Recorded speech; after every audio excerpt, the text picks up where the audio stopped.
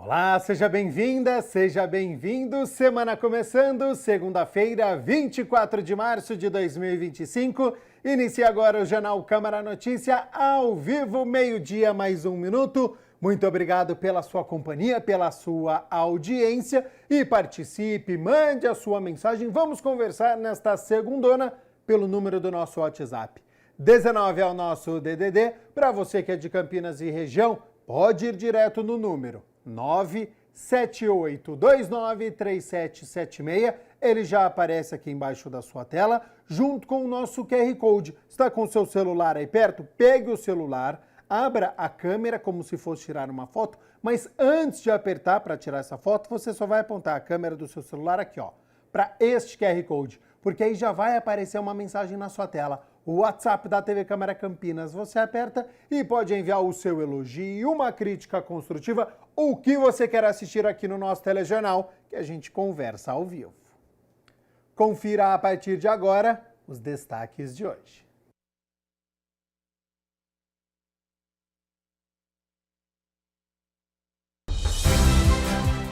Projeto de lei do vereador Igor Diego quer a instalação de rastreadores em veículos utilizados por empresas terceirizadas na prestação de serviços públicos em Campinas. Vereadora Paola Miguel protocola projeto de lei para instituir o Programa Municipal de Renda Básica de Cidadania. Governador Tarcísio de Freitas visita Campinas e anuncia projeto Guri na Escola. E o quadro de Olho na Educação mostra como é realizada hoje a alfabetização de jovens e adultos.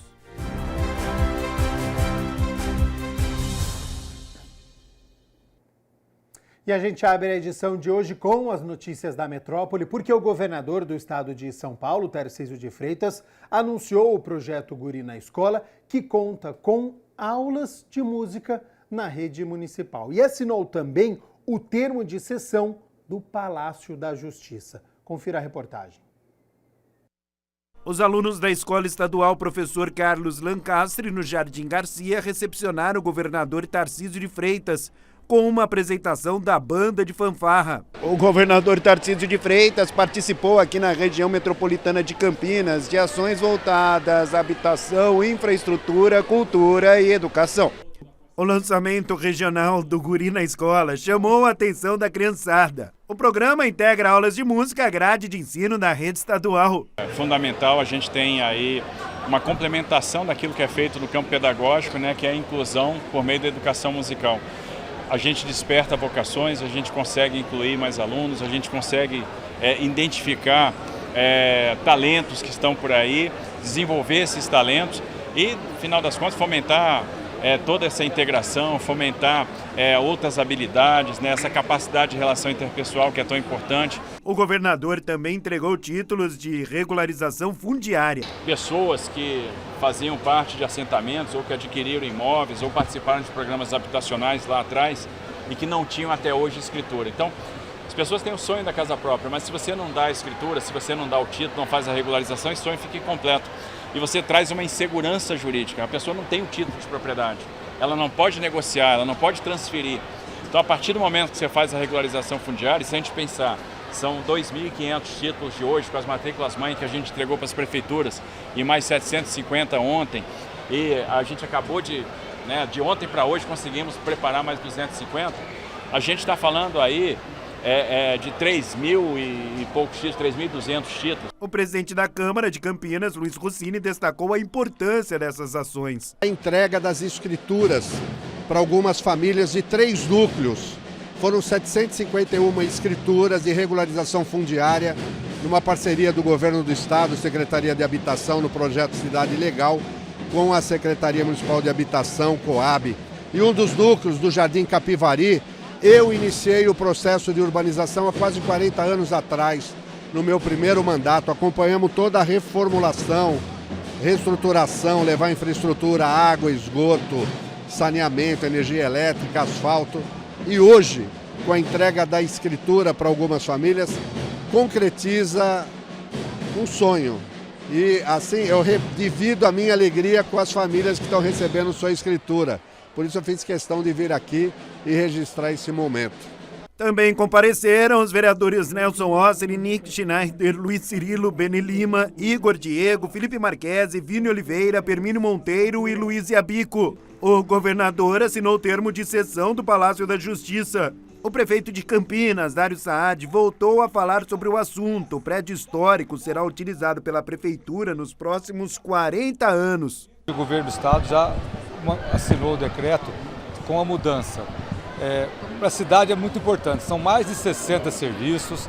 Além do mais, vamos abrigar ali secretarias, unidades das secretarias e a própria CETEC, que vai transferir a sede administrativa e atendimento aos permissionários lá também no centro da cidade. Nós já começamos a obra de reparo, de troca do telhado, para possibilitar até a metade do ano a retirada daquela tela de proteção e daqueles andaimes. Então, está caminhando bem. Agora, cada secretaria que vai usar o andar e a prefeitura no primeiro e segundo andar, o gabinete, vai fazer o estudo dos custos e das intervenções necessárias.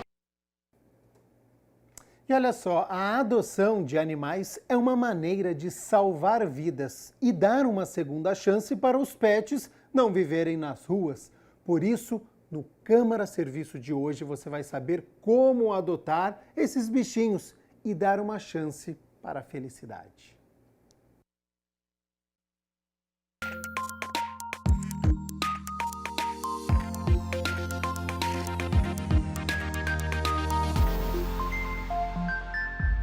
O Departamento de Proteção e Bem-Estar Animal tem um compromisso: dar uma nova chance para cães e gatos resgatados das ruas do município de Campinas. Temos cerca de 400 animais no departamento, alguns num abrigo, que a gente tem em outro local, e outros aqui para tratamento. O processo de adoção é simples e responsável. Os interessados passam por uma triagem e recebem orientações para garantir que os animais tenham um lar seguro e amoroso. O candidato ele tem que preencher certos requisitos, ele tem que ser maior de idade, ele tem que ter um imóvel onde não tenha rota de fuga, para manter o animal, tem que ter a responsabilidade de zelar pelo bem-estar do animal, providenciar as vacinas e ser apto à adoção, gostar do animal, ter zelo pelo animal. Ele pode procurar os 2 meios que eu te falei, o Portal Animal ou as campanhas. Se você quer mudar a vida de um animal e ganhar um amigo, basta procurar o DPBEA através do site portalanimal.campinas.sp.gov.br. Nós trabalhamos com o Portal Animal, é onde os nossos animais estão lá para a população que quiser conhecê-los. Alguns estão na modalidade de tratamento, mas logo a gente atualiza, quando terminar o tratamento eles estarão disponíveis para adoção. Também trabalhamos com os animais através da campanha de adoção, que são as feiras, que atualmente ocorrem no Taquaral e segue um cronograma que também vai estar disponível no Portal Animal.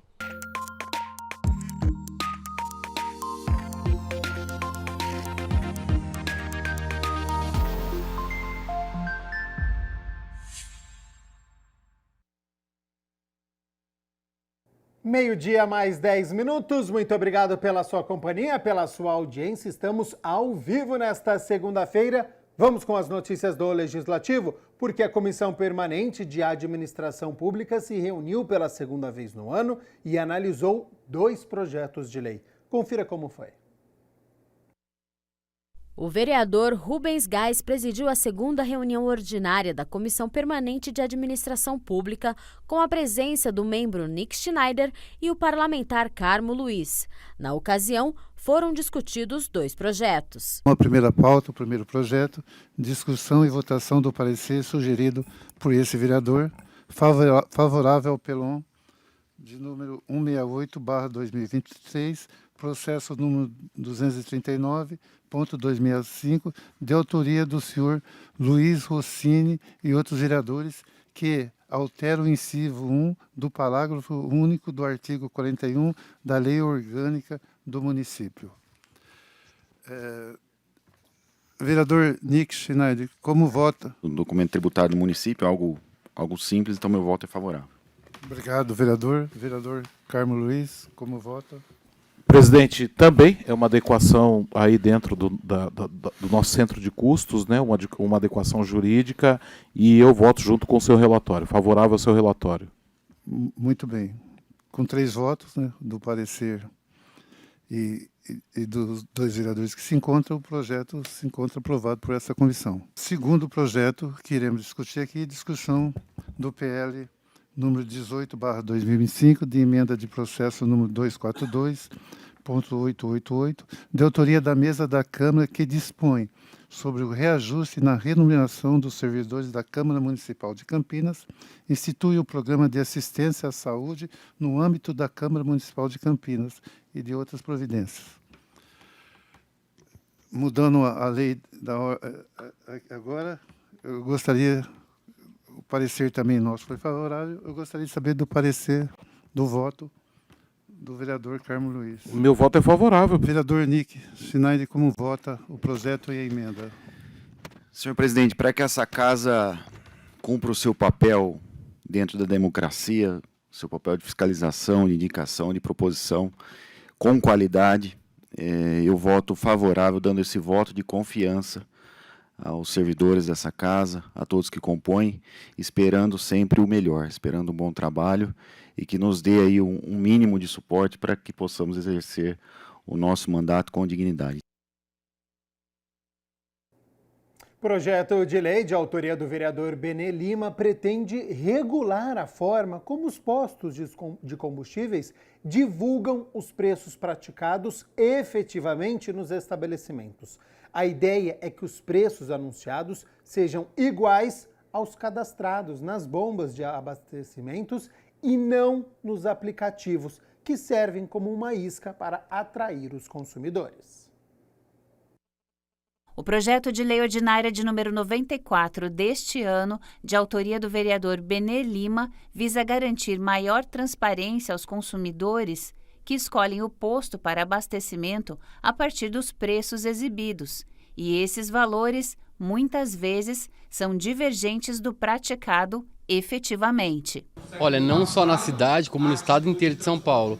Nós vemos, a gente para muitas vezes com preços atrativos na placa, né? Tipo, R$3,99, eu vou dar o exemplo do álcool, que é a média que está em Campinas, R$3,99. A hora que chega na bomba, dá uma diferença de até 30 centavos, R$4,29, R$4,30, porque esses preços que estão nas placas são condizentes a aplicativo, não ao preço que está na bomba. A estratégia da comunicação de fazer uma isca para o consumidor não acontece apenas aqui em Campinas. Eu acho isso um abuso por parte dos postos pelo consumidor, né? Então, por isso eu protocolei esse projeto de lei. Eu espero que seja estendido para o estado de São Paulo inteiro e para o Brasil, né? Eu mesmo já fui vítima muitas vezes. Eu paro no posto pelo preço que está na placa e na bomba não está condizente com o que está na placa. E no aplicativo, geralmente, é só os 3 primeiros abastecimentos, e o posto também não explica isso. E alguns postos, como, não vou falar a marca aqui, ele fala em cashback, ele devolve para você em cashback, nem desconto é. Então eu acho isso um abuso por parte do posto e lesando o consumidor aqui na cidade de Campinas e no Brasil inteiro, né? O projeto prevê uma aplicação de penalidade. Eu previ uma multa de R$2.000, mas eu vou deixar o executivo também normalizar isso, mas eu previ uma multa de R$2.000. Eu acho que é um valor razoável para que os postos não enganem mais os clientes, os possíveis clientes nossos dos postos. Eu acho que é um projeto interessante para a cidade de Campinas e para o estado de São Paulo, né, para o Brasil. Visto que muitos consumidores, na pressa, ele para no posto, ele não olha na bomba na hora de abastecer, ele só para e abastece. Alguns donos de postos se mostraram descontentes com a iniciativa. Eles disseram que vai trazer prejuízo para ele. Eu falei assim, só vocês trabalhar de acordo com a lei. E eu achei um abuso também ligar no meu gabinete para uma forma de me intimidar, né? Mas eu fui eleito pelo povo e é pro povo que eu estou fazendo a lei. A vereadora Paola Miguel protocolou aqui na Câmara um projeto de lei para instituir o Programa Municipal de Renda Básica de Cidadania. O objetivo é garantir o direito a um benefício financeiro universal para todas as pessoas que residam em Campinas há pelo menos 3 anos. Além de fortalecer o comércio da cidade por meio da moeda social campineira, a iniciativa deve reduzir as desigualdades econômicas e garantir melhores condições de vida para a população.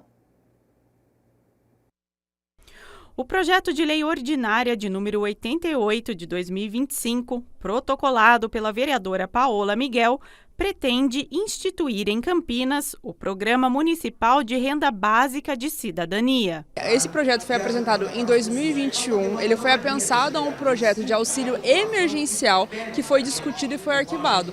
Mas ele não é um projeto que se restringe às pessoas de vulnerabilidade. A nossa proposta é que seja um direito universal. Então, quando a gente está pensando num processo universalizado, todos, todas e todes que moram na cidade de Campinas, que vivem aqui, teriam direito a esse benefício. De acordo com o projeto, o pagamento do benefício será realizado por meio de uma moeda social campineira, que funcionará como um instrumento de fortalecimento da economia solidária local. Mas não é um critério socioeconômico, mas sim com relação à permanência na cidade. Além disso, a gente cria a moeda social, que seria uma moeda local, para investimento nos comércios locais, que pudessem aceitar ali e para que a gente tivesse a nossa economia cada vez mais fomentada. Os estabelecimentos comerciais que aderirem ao sistema poderão aceitar a moeda social como meio de pagamento, promovendo o desenvolvimento econômico da região. Para gerenciar a nova moeda e garantir sua efetividade, também será criado o Banco Comunitário Popular de Campinas. A proposta da vereadora segue modelos bem-sucedidos, adotados em outros países e também no Brasil. Ele é inspirado no outro projeto de Maricá, na cidade do Rio de Janeiro, que já tem isso acontecendo, tanto a renda básica quanto a moeda social, e isso foi importantíssimo para que a gente tivesse o potencial econômico dessa cidade potencializado, que é isso que a gente espera para a cidade de Campinas, garantindo que a pessoa consiga, com esse recurso, pagar a conta de luz, pagar a conta de água, ou então até mesmo comprar uma cesta básica. E, de novo, ele precisa ser universal, independente de raça, gênero, credo, situação social, a pessoa que mora na cidade de Campinas teria esse direito. Dados recentes do IBGE, o Instituto Brasileiro de Geografia e Estatística, apontam que aproximadamente 30,2% da população campineira possui renda de até meio salário mínimo. O programa será implementado em etapas, conforme regulamentação do Poder Executivo. Ainda segundo Paola, o valor do benefício ficará sob a responsabilidade da Prefeitura. Para se tornar lei municipal, a proposta precisa ser aprovada em 2 votações no plenário e ser sancionada pelo prefeito. Então, o mais difícil é o pontapé inicial, porque depois esse próprio comerciante vai pagar imposto, ele vai aumentar a sua arrecadação e isso vai voltar mais ainda para o nosso município, para a prefeitura, aumentando a arrecadação de impostos e aí, quem sabe, aumentando o benefício e aí esse ciclo para a gente cada vez mais fortalecer economicamente não só os nossos munícipes, mas também os comerciantes e empresários. Meio-dia mais 20 minutos, a gente segue aqui com as notícias do Legislativo, porque o vereador Igor Diego protocolou um projeto de lei para estabelecer a obrigatoriedade da instalação de rastreadores em veículos utilizados por empresas terceirizadas na prestação de serviços públicos aqui em Campinas. O projeto de lei complementar número 22 de 2025, protocolado pelo vereador Igor Diego, dispõe sobre a obrigatoriedade da instalação de rastreadores em veículos utilizados por empresas terceirizadas na prestação de serviços públicos no município de Campinas. O objetivo está em consonância com a lei federal, com a lei federal que prevê a lei da transparência nos municípios e ele vem como uma forma de apoio. Hoje, o vereador ele é muito questionado sobre a utilização e a contratação devida, da contratação dos serviços terceirizados desses veículos.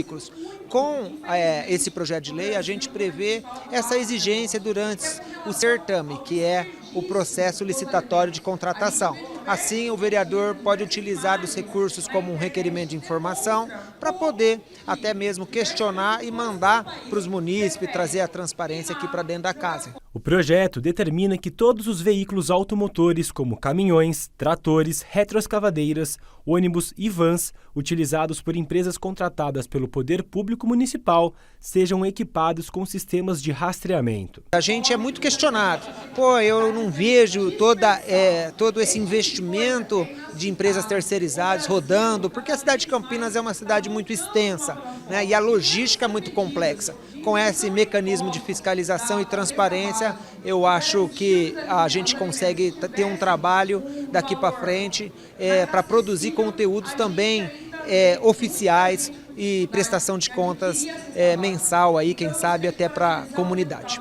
O vereador acredita que com a implementação do rastreamento obrigatório será possível melhorar significativamente a gestão dos serviços públicos, coibindo irregularidades e garantindo mais eficiência no uso dos recursos do município. As maiores empresas hoje de zeladoria, como também de logística do privado, eles contam com serviços de rastreadores para poder melhorar a eficiência dos serviços contratados. Por que o poder público não pode também contar e utilizar desse mecanismo? Existem profissionais, inclusive nas empresas privadas, que a função dele é só analisar esses dados de tráfegos para poder otimizar e ser mais produtivo. Então a gente precisa de dados e, em cima de dados, aumentar a produtividade. A alfabetização de jovens e adultos foi, durante muitos anos, concebida, desenvolvida igualmente ao que se propunha na alfabetização de crianças. As didáticas, metodologias e até mesmo as cartilhas direcionadas a esse público não se diferenciavam daquelas dirigidas às crianças. Hoje, a realidade é bem diferente. E é o tema de hoje que nós vamos acompanhar a partir de agora do nosso quadro que está sempre de olho na educação.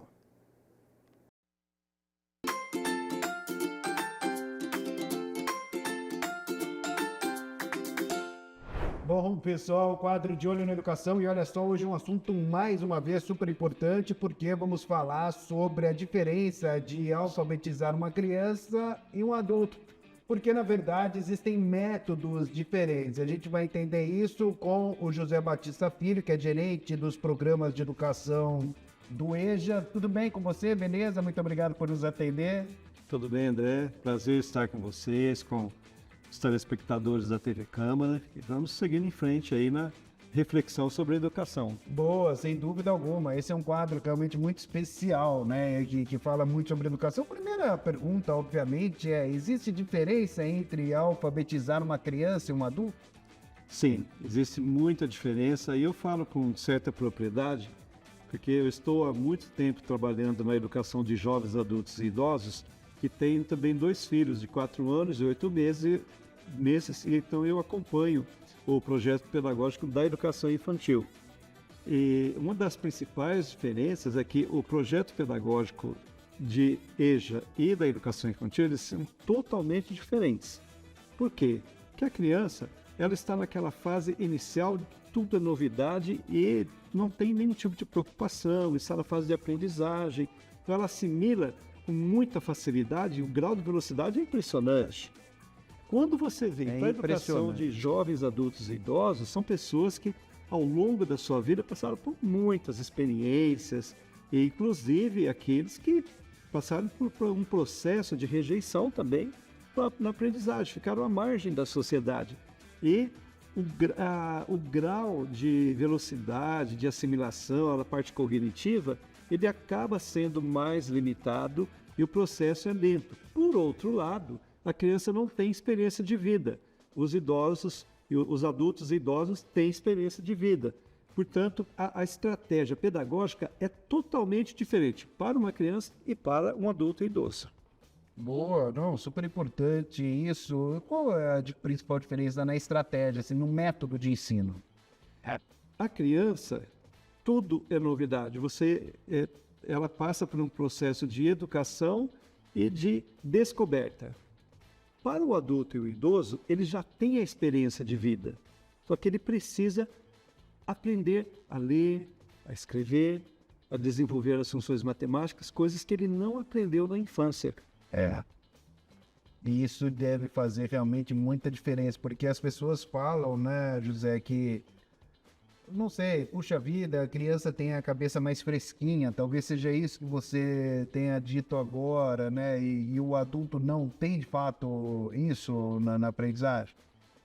Isso também acontece, porém, o adulto, ele já vem para a sala de aula com muitas informações. A criança não. O adulto, ele vem com informações de êxito, de sucesso, de conquista e também informações de coisas que ele não conseguiu ao longo da vida. O fracasso. Que é o fracasso. Então, esse adulto, quando ele já chega com algumas restrições no processo de aprendizagem. Ele não está, como você disse, André, com a cabeça livre, com a mente livre para assimilar tudo que ele recebe e processar essas informações. Até porque ele tem paradigmas que ele vai adquirindo ao longo do tempo. Ele tem conceitos já pré-definidos. Como que, para você mudar a forma de pensamento de A para B, existe um processo, existe uma dificuldade. E é aí, justamente, que o professor, do jovem e do adulto e idoso, ele precisa conhecer um pouco sobre esse histórico, sobre essa carga de informações que ele tem para trabalhar no processo de ensino e aprendizagem, para trabalhar em cima daquilo que a partir do que ele conhece, do que é interessante para ele. Olha só, eu estou inclusive dando uma olhadinha aqui nas informações no release que eu tenho e algo me chamou a atenção. Olha só, é necessário ressaltar que o aluno da EJA não deve ser alfabetizado apenas, ou seja, que tenha apenas domínio do sistema alfabético. Também o mesmo deve ser letrado. Como que é isso? O José me chamou a atenção. São dois pontos interessantes. O primeiro ponto é que o ensino para a EJA sempre deve ser a partir da experiência de vida e do interesse, da busca que esse estudante tem. O letramento, ele vem na sequência da alfabetização, que é a parte do desenvolvimento na leitura, na escrita, na comunicação. E aí são habilidades e competências que ele vai adquirindo ao longo da sua trajetória estudantil. Bom, então de fato tem super a ver isso e é um método bastante interessante. Também passa a ser um obstáculo para vocês ensinarem os adultos a questão da motivação no que diz respeito, por exemplo, alguns sentimentos como vergonha, puxa, estou começando depois de mais velho. Tem isso? Tem esse empecilho também? Sim. Tem. Por que existe esse impedimento inicial? Porque ao longo da vida, essa pessoa que não estudou, ela passou por processos de rejeição. Sem dúvida. Processo de busca, que tentou e não conseguiu, ou seja, ficou à margem. Os professores alfabetizadores também estão preparados e recebem informação para trabalhar com essas limitações psicológicas, emocionais e desbloquear esse processo para que o adulto e o idoso tenham mais facilidade de desenvolvimento na alfabetização e no próprio letramento. Bom, e tem uma coisa, né? Quando o adulto, o idoso, ele começa a ler e escrever, ele fala, deve ser uma emoção muito grande, né? André, eu tenho experiências dentro da FUMEC e depois eu posso até disponibilizar alguns depoimentos, alguns vídeos de estudantes assim que chegaram aqui sem nenhuma perspectiva. Sem saber ler, sem escrever. Depois de alguns anos que passaram por aqui, nos eventos que a gente faz, a gente pede, fala alguma coisa aí, como que foi o seu aprendizado. O desenvolvimento na fala é um negócio impressionante. Impressionante. Nós temos uma unidade dentro da FUMEC, que é um momento literário, onde eles fazem a leitura, fazem comentários, interpretações, pelo menos uma vez por semana, na unidade do Cambará. E é uma prática extracurricular, que está extra sala de aula, e que tem obtido resultados fantásticos. E outras situações. Cada regional tem a sua dinâmica própria.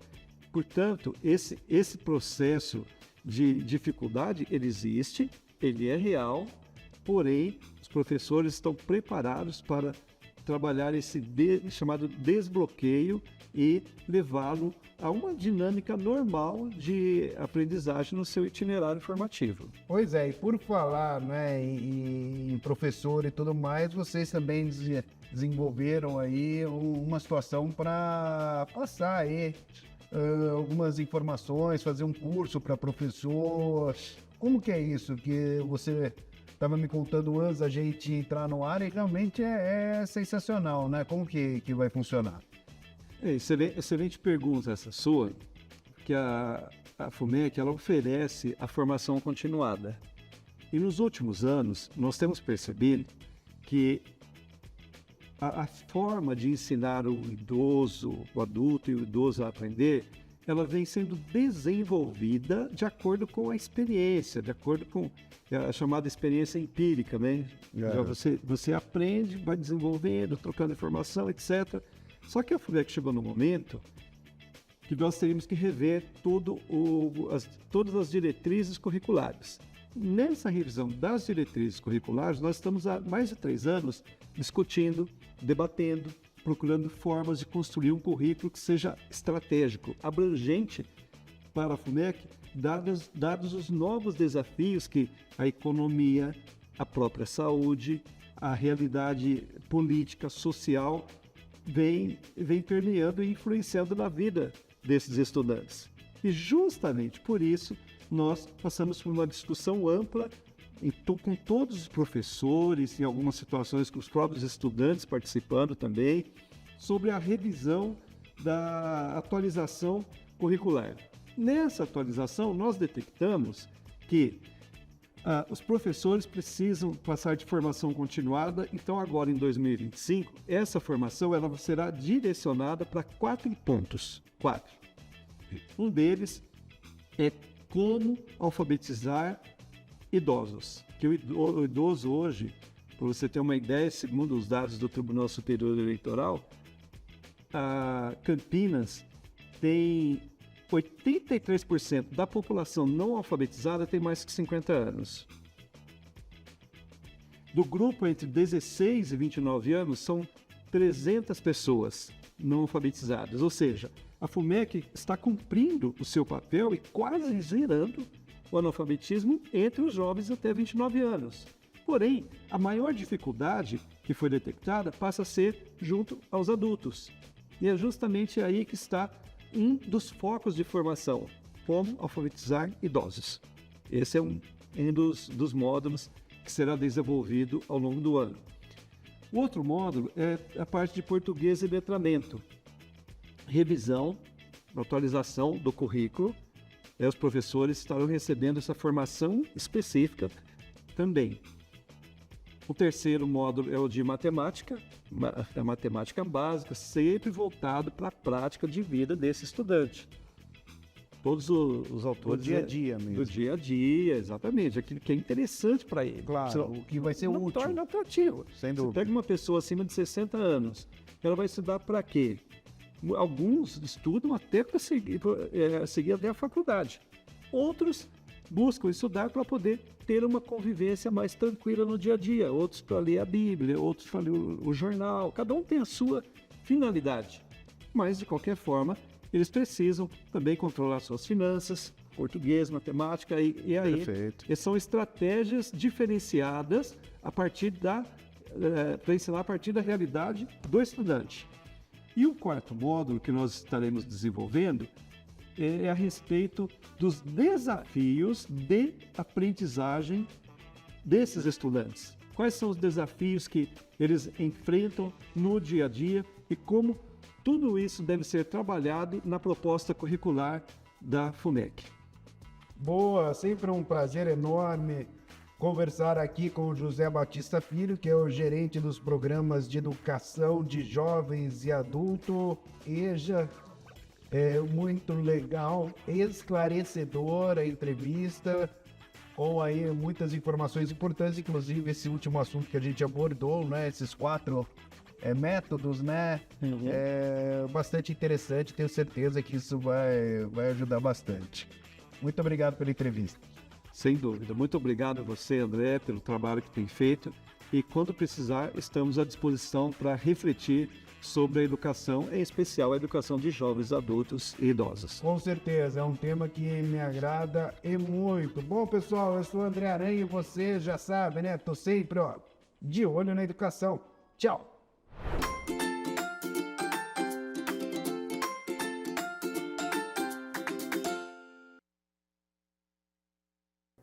Meio-dia mais 36 minutos. Muito obrigado pela sua companhia, pela sua audiência. Estamos ao vivo, Jornal Câmara Notícia. Olha só, a dislexia foi categorizada como um transtorno específico de aprendizagem, caracterizado por dificuldades na leitura e na ortografia.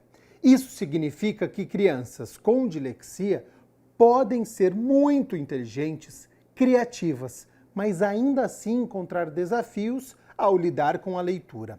No quadro de hoje, uma especialista no assunto vai explicar quais são os principais sinais da dislexia, como é feito o diagnóstico e como pais e também a escola podem trabalhar juntos para criar um ambiente de apoio. É o Saúde Agora.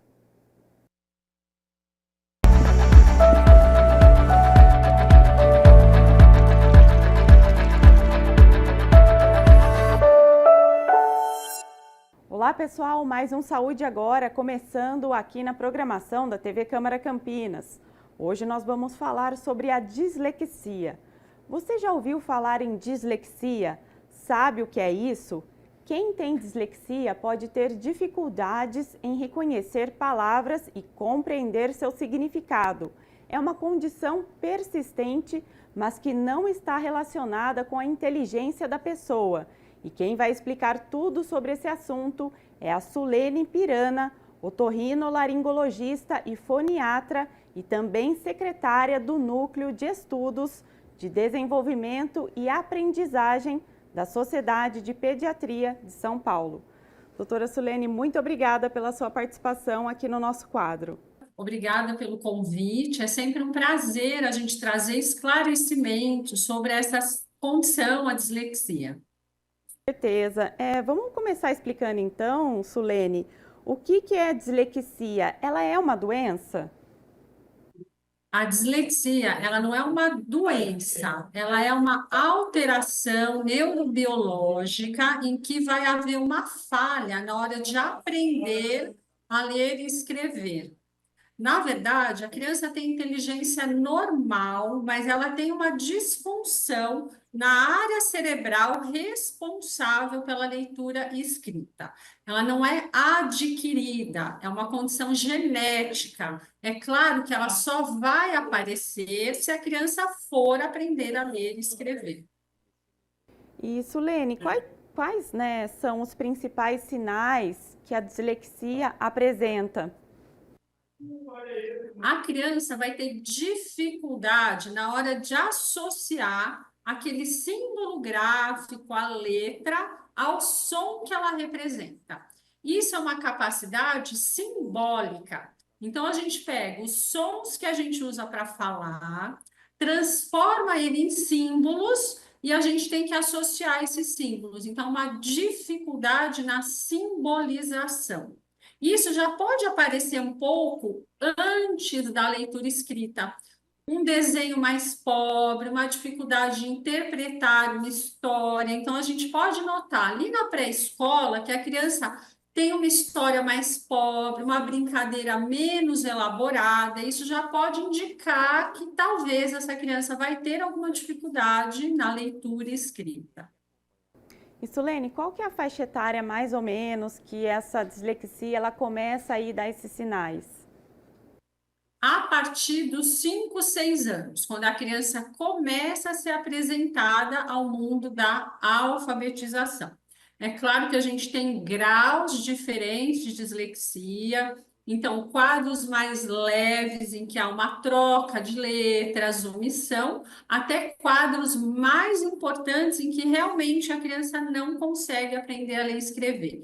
E isso gera muito sofrimento, porque é uma criança que tem inteligência normal, que escuta bem, que enxerga bem. Então, as pessoas não entendem por que ela não consegue ler e escrever. Acho que é importante, né, a gente tocar nesse ponto que a inteligência não tem relação, né, com a dislexia, porque ainda há muito preconceito, há muito estigma em torno desse assunto, né, Sulene? Exatamente, né? A primeira coisa que acontece muitas vezes é falar que essa criança é preguiçosa. Poxa, ela é tão esperta, ela é tão inteligente, ela brinca, ela apronta, ela não teve nenhum atraso no desenvolvimento, por que ela não consegue ler e escrever? Então, eu sempre deixo bem claro, e gosto de fazer uma brincadeira, que não existe o diagnóstico preguiça. Se alguém descobrir esse diagnóstico em alguma literatura médica, eu já prometi até um prêmio, mas até hoje ninguém conseguiu. Então, vamos tirar da cabeça essa ideia de que a criança é preguiçosa. A criança não tem preguiça. Se ela não está conseguindo fazer a leitura escrita, é porque ela tem alguma dificuldade. Nem toda dificuldade de leitura escrita é dislexia. Dislexia é um quadro muito específico, muito particular. Então, esse diagnóstico, ele muitas vezes ele demora um tempo para ser feito. E Sulene, quais são as orientações para os pais que têm as crianças diagnosticadas com dislexia? Então, primeiro é procurar o máximo de esclarecimento junto aos profissionais para entender, ter paciência, saber que isso não é uma coisa que depende da vontade da criança, né? Então a gente tem que ter paciência, estratégias de ensino diferentes, conversar com a escola e com os terapeutas. Em casa, estimular a leitura, ler para a criança, porque muitas vezes, quando alguém lê para ela, ela aprende, ela entende muito bem. Então, utilizar essa via auditiva para que ela possa aprender. Sulene, eu queria que você falasse um pouquinho por que é importante desmistificar a relação entre dislexia e problemas de visão, que isso também é muito comum, né? As pessoas associarem essas duas condições. Então, surgiu aí no meio, na mídia, em alguns meios,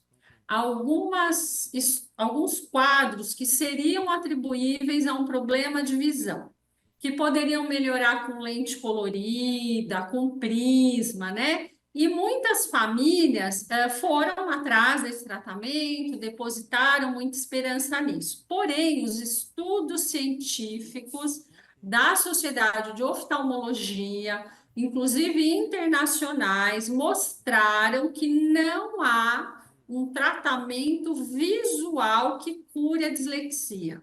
Então, a gente precisa realmente não botar esperança em tratamentos milagrosos, porque muitas vezes a família está angustiada, aquela criança está sofrendo e é muito fácil a gente acreditar em soluções mágicas, né? Mas não existem tratamentos visuais que comprovadamente curem a dislexia.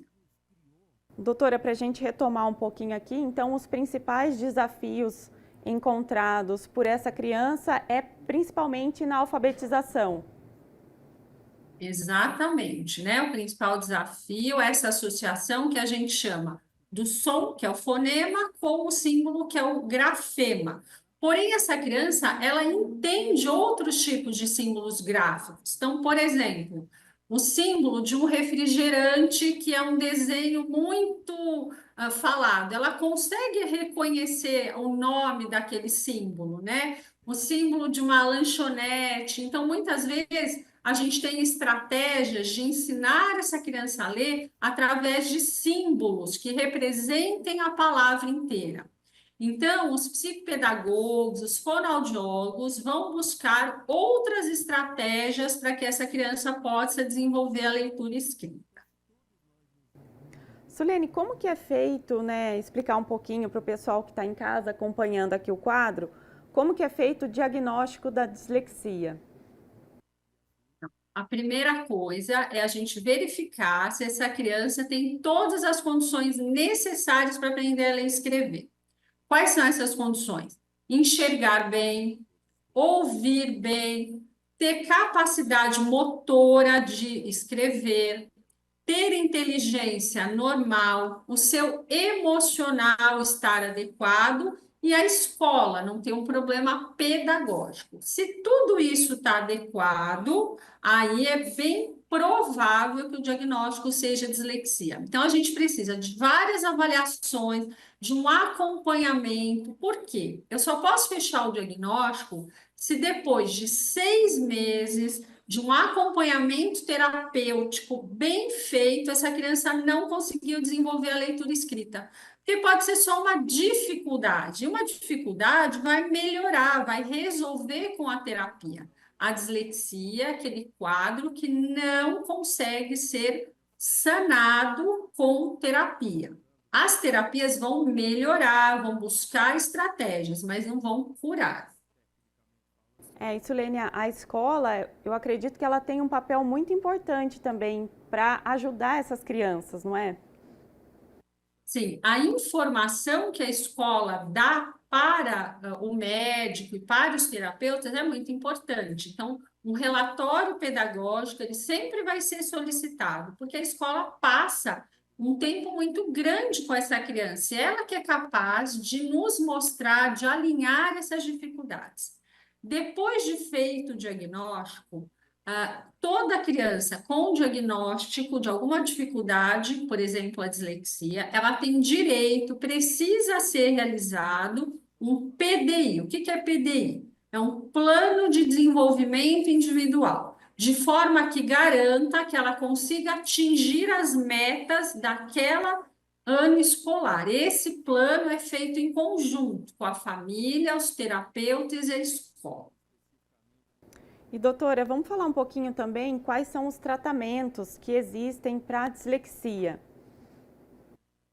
O tratamento, ele é terapia. Terapia com fonoaudiólogo, especialista em transtornos de aprendizagem, psicopedagogo, que vai desenvolver essas estratégias pedagógicas e, em alguns casos, quando o diagnóstico demorou muito, essa criança já está com muito sofrimento, porque ela foi taxada de preguiçosa, de não ter vontade, ela está com a autoestima baixa, às vezes ela precisa também de uma psicoterapia, tá? Mas não tem uma receita de bolo.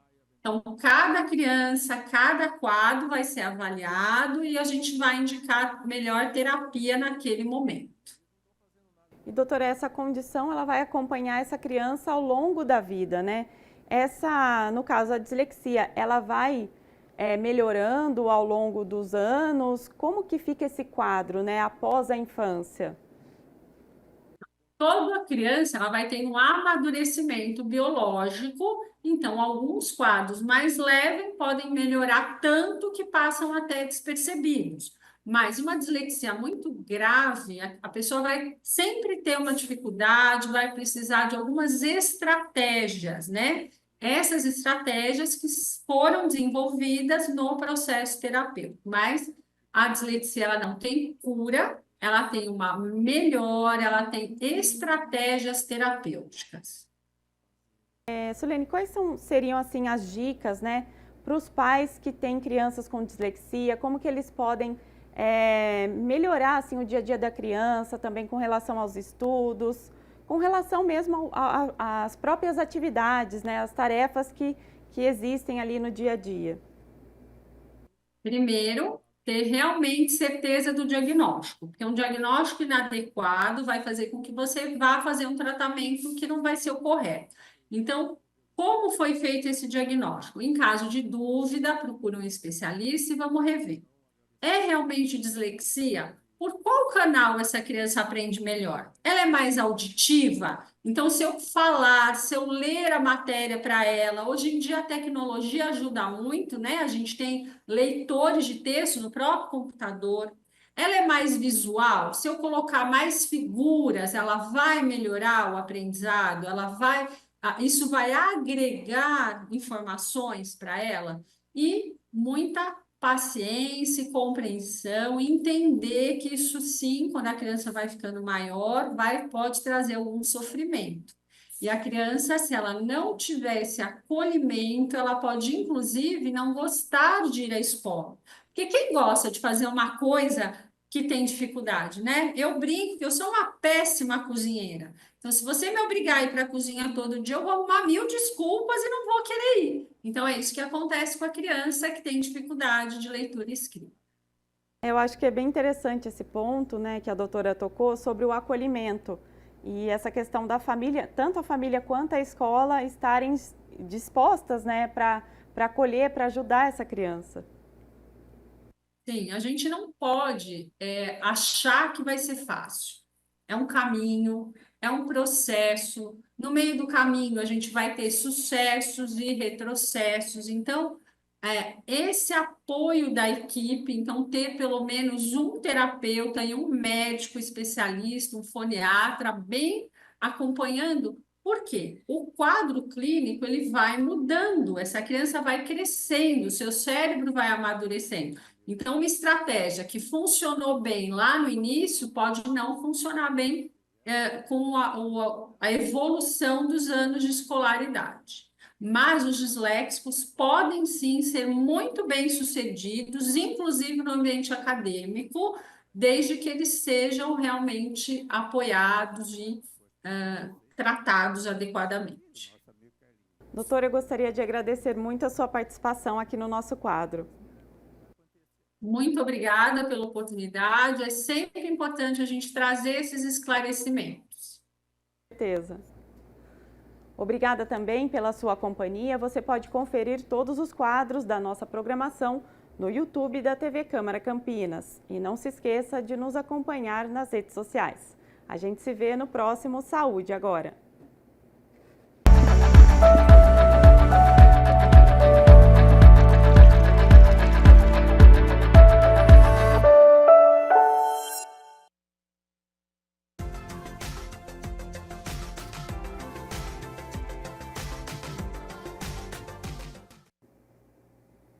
Ontem, chuva forte aqui na cidade de Campinas. A Defesa Civil registrou quedas de árvores em diversos bairros.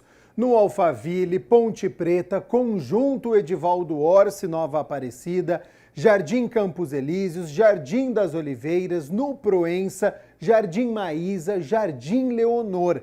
Teve também alagamento de imóvel na rua Alvimar Schneider, no Jardim Novo Maracanã.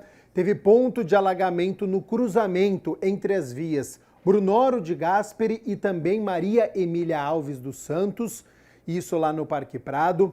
O maior volume de precipitação foi de 22,8 milímetros na região do centro aqui de Campinas. E a gente sempre reforça aqui no Jornal Câmara Notícia, né? Se você tiver problemas de alagamento, de inundações, quedas de árvores, você liga no 199. Você pode ligar também no 118 para emergências em relação ao trânsito. Bom, previsão do tempo para amanhã, terça-feira. A chuva deve dar uma trégua amanhã. Com isso, o sol aparece entre nuvens. As temperaturas, elas sobem em relação a hoje. Hoje à tarde pode ter mais chuva. Amanhã, então, a temperatura deve subir. Elas já estão aqui na minha tela. Então, 25 de março, que é amanhã na terça-feira, com mínima de 20 graus. Ao longo do dia a temperatura sobe, podendo voltar para os 32 graus aqui na cidade de Campinas. Bom, e olha só, como hoje é segunda-feira, é dia de reunião ordinária, a 14ª do ano, a partir das 6 horas da tarde, os vereadores vão se reunir para discutir e votar 7 projetos. Entre eles está em definitivo o projeto de lei de autoria dos vereadores Herbert Ganem e Luiz Cirilo sobre a implementação do programa de castração contínua de animais dos protetores independentes aqui do município. Outro projeto que vai ser discutido e votado é de autoria do vereador Eduardo Magoga, que estabelece a instalação de bebedouros em áreas públicas de lazer acessíveis a adultos, crianças, pessoas com deficiência. Para você ficar muito bem informado, conferir todos os projetos que serão discutidos e votados, é só entrar lá no site da Câmara, no campinas.sp.leg.br. O Jornal Câmara Notícia fica por aqui. Muito obrigado pela sua companhia, pela sua audiência. Portanto, continue na nossa programação e nos vemos amanhã na terça-feira, ao meio-dia ao vivo. Te espero, hein? Até lá. Tchau, tchau.